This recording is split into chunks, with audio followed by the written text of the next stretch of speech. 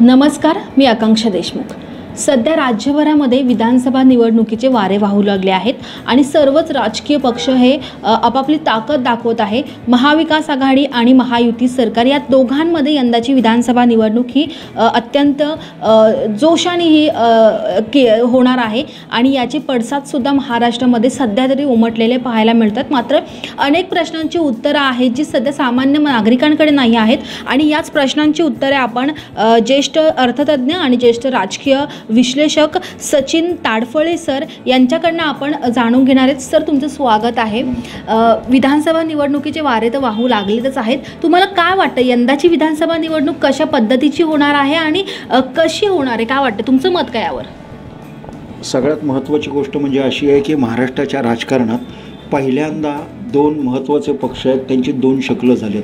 म्हणजे शिवसेना ही दोन गटामध्ये विभागलेली आहे, तर राष्ट्रवादी काँग्रेस पक्षही दोन गटामध्ये विभागलेला आहे। तर प्रामुख्यानं 6 पक्षांमध्ये होणारी ही जी निवडणूक आहे ह्याचा निकालचं भाकीत करणं हेही मला वाटतं की सध्याच्या वेळेला हे प्रीमॅच्युअर होऊ शकतं। कारण जोपर्यंत फॉर्म भरायची शेवटची तारीख होत नाही किंवा अर्ज माघार घ्यायची शेवटची तारीख होत नाही तोपर्यंत कुठल्या मतदारसंघामध्ये कोणाला तिकीट मिळणारे, कोण बंडखोरी करणारे, महायुती कशा प्रकारे लढणारे, महाविकास आघाडीमध्ये सगळ्या पक्षांचं ताळमेळ कसं राहणार आहे।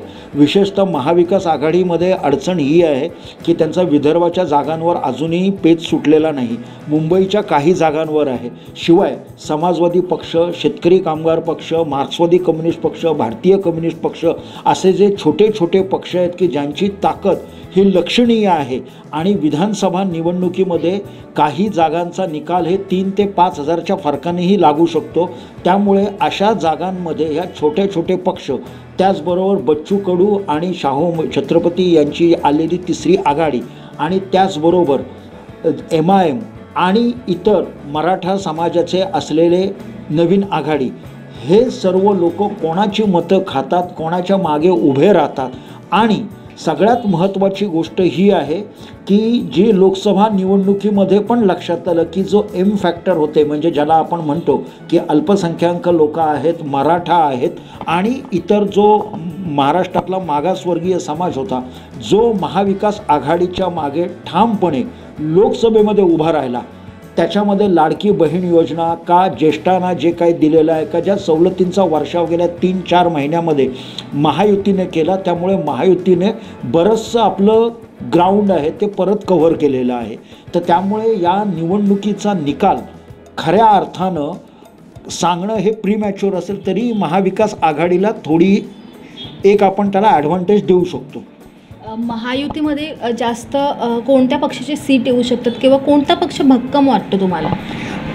आता हे आपल्या इथे सगळ्यांनाच माहिती आहे की आपल्या महाराष्ट्रामध्ये आत्ता तरी भारतीय जनता पक्ष हाच सगळ्यात जास्त जागा लढवणारा आणि सगळ्यात जास्त ज्याच्या जागा निवडून येतील असा एकमेव पक्ष हा भारतीय जनता पक्ष आहे।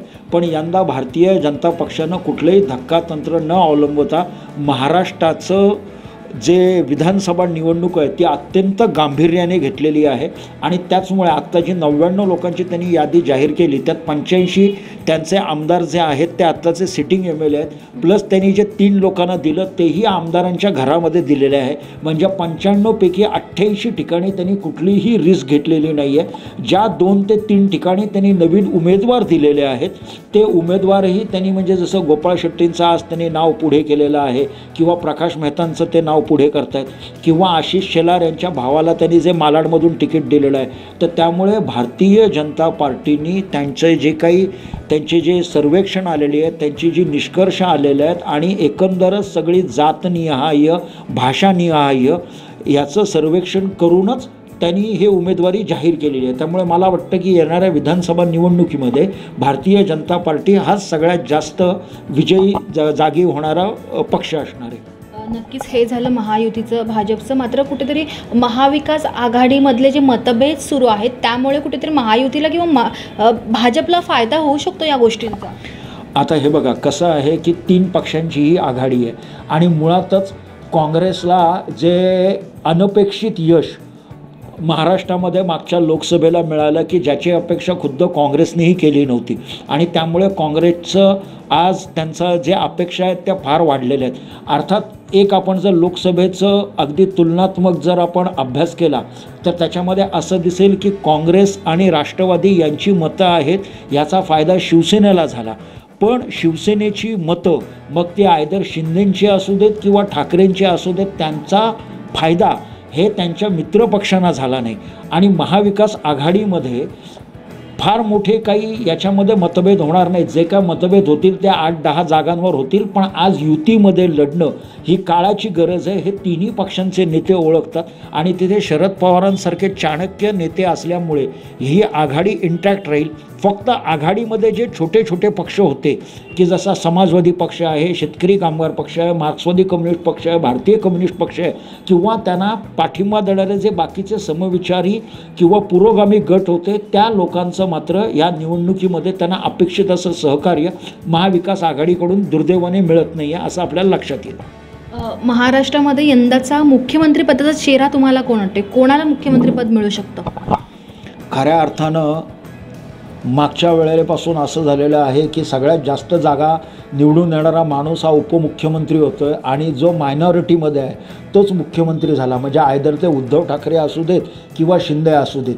पण यंदा मुख्यमंत्रीपदाचे चेहरे हे दोनच दिसतात. आयदर भारतीय जनता पक्ष हा सत्तेत आला तर देवेंद्र फडणवीसांना पर्याय नाही आणि जर काँग्रेस सत्तेमध्ये आलं किंवा काँग्रेसचा सर्वाधिक जागा जिंकणारा पक्ष म्हणून विधानसभेमध्ये आला तर काँग्रेस श्रेष्ठी ज्याला ठरवतील मग आयदर ते नाना पटोले असतील किंवा सगळ्यांना सांभाळून घेणारे थोरात असतील किंवा श्रेष्ठींचा सगळ्यात चांगला चॉईस म्हणजे पृथ्वीराज चव्हाण असतील. या तिघांपैकी एक कोणीतरी यांचा आघाडीचा चेहरा म्हणून समोर येऊ शकतो.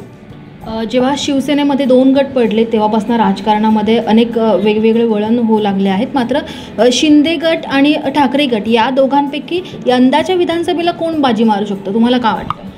आता आपण जर बघितलं जर शिवसेनेची एकंदरच महाराष्ट्रातली रचना बघितली तर मुंबई आणि कोकण वगळता जिथे जिथे शिवसेना वाढली किंवा जिथे जिथे शिवसेनेचे जे आमदार आहेत ते तिथे आपण बघितलं तर तिकडचं प्रस्थापित नेतृत्व आणि ज्यांची केडरमध्ये त्या ठिकाणी मजबूत पकड आहे, कार्यकर्त्यांवर मजबूत पकड आहे असेच लोक शिवसेनेमध्ये निवडून आलेले आहेत. मुंबई आणि कोकणचा अपवाद वगळता जे लोक शिंदेंकडे आहेत त्यातले बहुसंख्य आमदार पुन्हा निवडून येतील असं मला वाटतं. याचं कारण म्हणजे त्यांच्याकडे असलेलं कार्यकर्त्यांचं विस्तृत नेटवर्क आणि त्याचबरोबर त्यांनी केलेली कामं आणि दुसरी गोष्ट म्हणजे शिंदेंकडून त्यांना मिळणारं सगळं साम दाम दंडभेद, आर्थिक मदत, त्यांची संसाधनं, त्यांच्याकडे असलेलं सरकारची निर्णय घ्यायची जी त्यांनी जो निर्णय जे वापरले जे त्यांना मतदारसंघामध्ये निधी मिळाला या सगळ्याचा पॉझिटिव्ह इम्पॅक्ट नक्कीच शिंदेना मिळेल.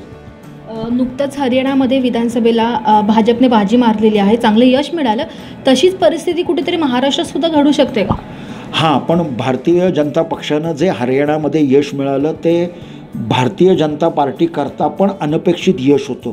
याचं कारण काय होतं की जसं महाराष्ट्रामध्ये मराठा हा जात समूह आहे तसा हरियाणामध्ये जाट हा एक प्रकर्षानं मोठा असलेला पुढारलेला हा एक जात समूह आहे. पण त्या जाटांना बाजूला साडून बिगर जाटांचं मागासवर्गीयांचं राजकारण यशस्वीरित्या भारतीय जनता पार्टीनं केलं.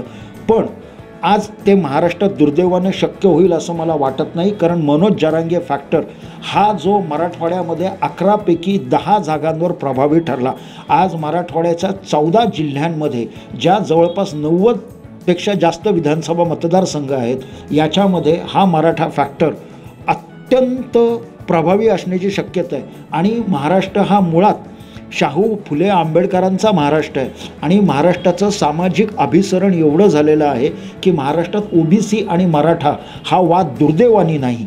तर त्याच्यामुळे आज असं आपल्याला दिसेल की मराठा हा जो जात समूह आहे याचा जे पॉलिटिकली आज ते एकत्र झालेत किंवा त्यांच्यामध्ये आज जी पॉलिटिकल मॅच्युरिटी किंवा आपल्या मतांचा काय आपण या राजकारणावर प्रभाव पाडू शकतो, आपल्या मतांची ताकद आज त्यांना कळलेली आहे.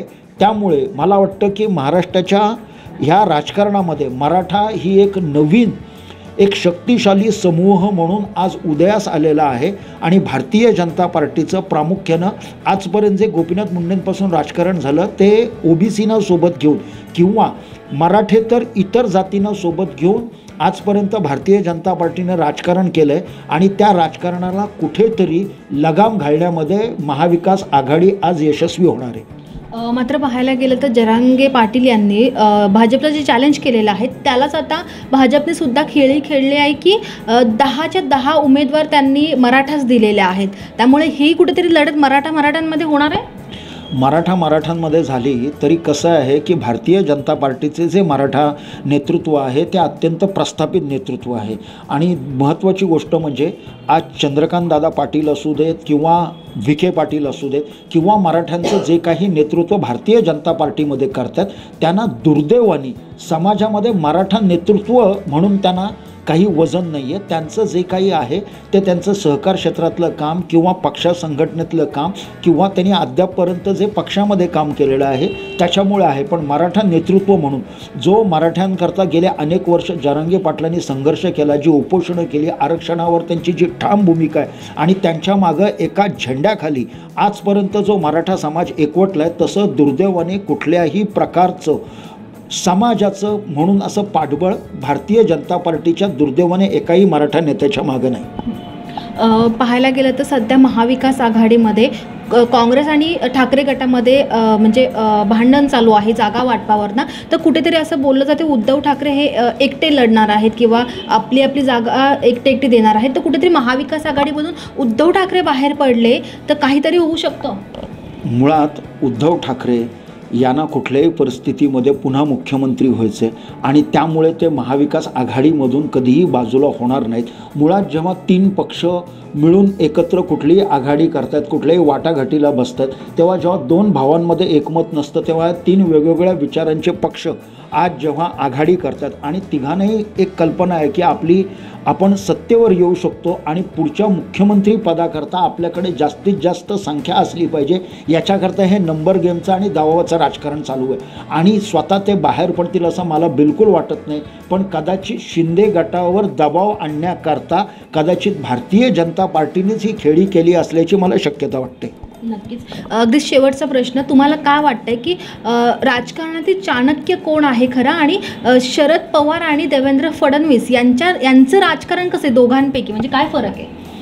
मुळात देवेंद्र फडणवीस हे भारतीय जनता पार्टीचं नवीन नेतृत्व आहे आणि भारतीय जनता पार्टीने आजपर्यंत असं केलेलं आहे की ज्या राज्यामध्ये जो बहुसंख्य समाज आहे त्या बहुसंख्य समाजाला डावलून जो अल्पसंख्याक समाज आहे त्याच माणसाच्या हातामध्ये सत्ता दिलेली आहे. जसं हरियाणामध्ये सैनी असू देत किंवा उत्तर प्रदेश असू दे किंवा महाराष्ट्रात ब्राह्मण समाज अत्यंत अल्पसंख्याक असतानाही 5 वर्ष त्यांनी देवेंद्र फडणवीसांकडे नेतृत्व सोपवलं. आजही उपमुख्यमंत्री म्हणून देवेंद्र फडणवीसच कारभार बघतात आणि महाराष्ट्रातला भविष्याचा चेहरा म्हणून देवेंद्र फडणवीसांकडेच आहे.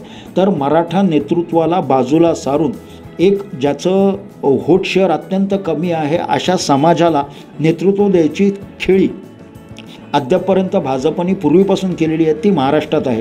आणि शरद पवार यांच्याबद्दल म्हटलं तर आजही केवळ महाराष्ट्राच्याच नव्हे तर देशाच्या राजकारणामध्ये मुत्सद्दी म्हणून त्यांचंच नाव घेतलं जातं. आजही महाविकास आघाडीचे जे खऱ्या अर्थानं जर कोणी शिल्पकार असतील तर ते आदरणीय शरद पवारच असतील. याचं सगळ्यात महत्त्वाचं कारण असं आहे की त्यांच्याकडे जो प्रत्येक मतदारसंघाचा अभ्यास आहे, त्यांच्याकडे जे जात समीकरणं, महाराष्ट्रातलं अर्थकारण, महाराष्ट्रातलं उद्योगकरण, महाराष्ट्रातले सामाजिक एकता, सलोखा आणि एकंदरच सगळ्या क्षेत्रामध्ये त्यांची जी व्यापक दृष्टी आहे, खऱ्या अर्थानं ते महाराष्ट्राचे फार मोठे नेते आहेत. आणि देवेंद्र फडणवीसही त्यांच्याच मार्गाने जातात. पण देवेंद्र फडणवीसांना अजूनही काही आपल्याला वेळ द्यावा लागेल. नक्कीच सर, धन्यवाद. तुम्ही अत्यंत सोप्या भाषेत सर्वच राजकीय प्रश्नांची उत्तरे दिलेली आहेत आणि नक्कीच जनतेला सुद्धा हे समजलं असेल की नक्की राजकारण महाराष्ट्रात काय आहे. आपल्यासोबत हे होते सचिन सर. त्यांनी अत्यंत सोप्या भाषेत राजकारण हे महाराष्ट्र सांगितलेलं आहे आणि विधानसभा निवडणुकीमध्ये येता आपल्याला समजणारच आहे का नक्की महाराष्ट्राचं राजकारण कसं आहे आणि कसं पुढे होणार आहे. धन्यवाद.